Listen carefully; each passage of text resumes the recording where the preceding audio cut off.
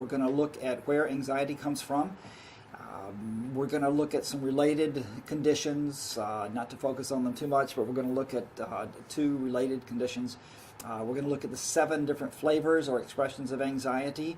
And then we're going to focus on classroom and teacher supports, avoiding natural escalators and stressors, building the student's sense of strength and abilities, and providing a class that helps all students feel connected. So where does this stuff come from? Where does anxiety come from? Thankfully, we all have it. It's built into our survival instincts. As humans developed over the eons, it was important to be able to respond to a sense of danger or threat, typically in life-preserving ways. Often that was a running from or fighting whatever the issue was. So the mobilizing instinct of anxiety is a useful thing, and without it, we would be up a creek. So I think this illustration sort of gives us a sense of why it's important to be able to have those instincts, to take action, to take steps to remove the dangers and threats that we have. So a little more reflection on where this comes from. There is survival value for humanity, for all of us, to have the characteristics of caution or apprehension or guardedness. Some people are naturally more cautious, apprehensive, or guarded than others. So there's sort of a range of temperamental instincts when it comes to your cautiousness or your apprehension or your guardedness. Genetics are sort of interesting in looking at this. I think there'll come a point in the future when we can more accurately pinpoint how much of our instincts, how much of our wiring are hardwired into us, as opposed to how much comes from our experiences. But at the point we're at now, we have a pretty good idea about how genetics impact some of the mental health issues that the kids struggle with. On a scale of 0 to 1, where 0 means no genetic influence and 1 equals total genetics, the experts rate anxiety as about a 0.5. So the instinct to have intense anxiety, to a large extent, is rooted in genetics. And it's rooted in genetics, so I think you can appreciate that perhaps the other family members may share some of those same instincts. And if those family members are interacting with a student, with a child who has an anxiety condition, the interplay between those two can take a challenging situation and perhaps escalate it. So genetics are the base, and environmental stressors can become sort of a component as well. Anxiety is a useful thing, and it's useful because it is protective. We can really look at different levels of intensity of anxiety.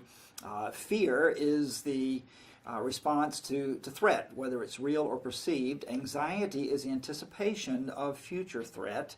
Anxiety exists in us in an adaptive level. We certainly need it.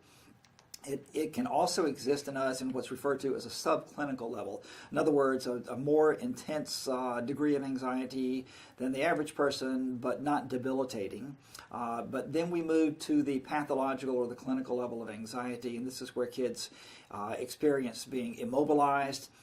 The sense of threat and anxiety is constant with them. It's always present. It is zapping them of energy. It's making it difficult for them to focus or to pay attention, and it's causing them to be extremely guarded or apprehensive about any type of engagement, whether it's academic or social. And that is the group of kids we're going to be focusing on in this afternoon's discussion. Certainly the home and beyond the home, the environment can contribute to this. The home and the environment can actually create some degrees of stress, and we'll talk about that when we look at trauma-related issues. But for a child who has a natural instinct to be concerned or worried, if they experience a lack of emotional safety in a home, obviously it can become quite a distractor and can exacerbate their instincts for being anxious as well. Parents, just as teachers, unintentionally escalate some of the challenges that kids have. Parents can unintentionally escalate those challenges as well. A parent who lays down the law about grades or about the cleanliness of a room could unintentionally be escalating the anxiety of a child whose instincts are to be highly anxious. Academic pressure, having to achieve certain grades, can contribute to this. For a child whose nature is to overthink, when they are hit with some of these natural pressures that happen in a home or in the environment, it can escalate their anxiety to a point of almost immobilizing them. So I want you to think a little bit about what it could look like. Think about a kid that you work with, a student that you work with that you know is highly anxious. And to help us focus on this, I'm actually going to share with you a real story. I've titled it "A Day in the Anxious Life." This is a shrunk down version of a 5-page email that I received from a woman who had participated in one of my all-day seminars on mental health, the Wired Differently seminars. A couple of days after I got home from the seminar, I received this email from her, and it blew me away.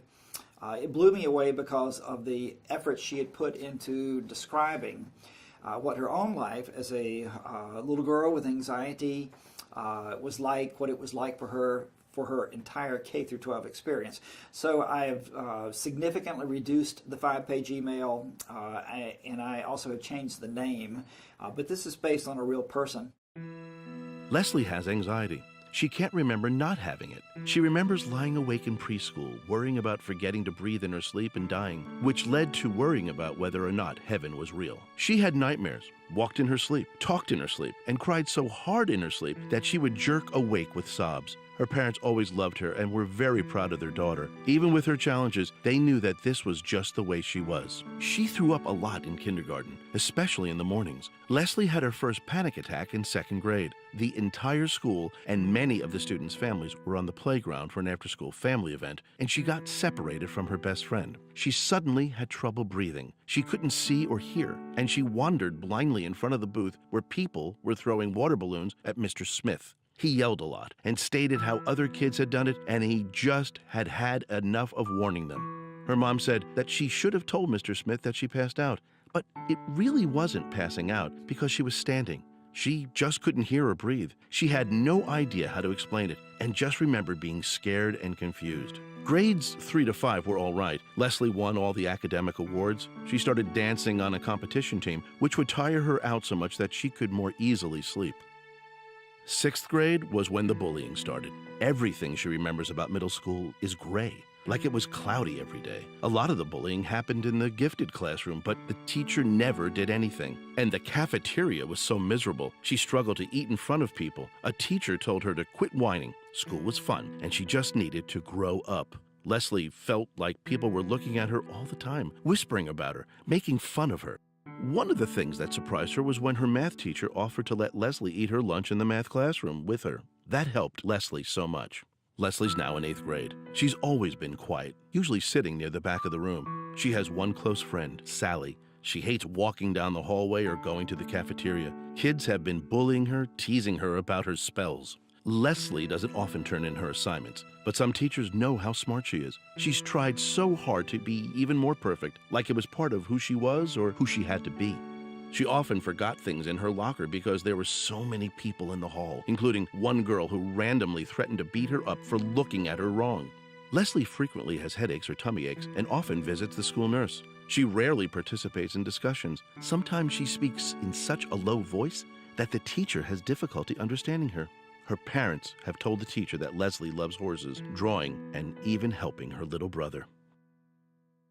That is a true story, and the 5-page version of it will take your breath away. And one of the things that strikes me when I read that teacher's story is the subtleness and the sense that so many people never even realized anything was going on with her. So it brings me back to the question, how would you know?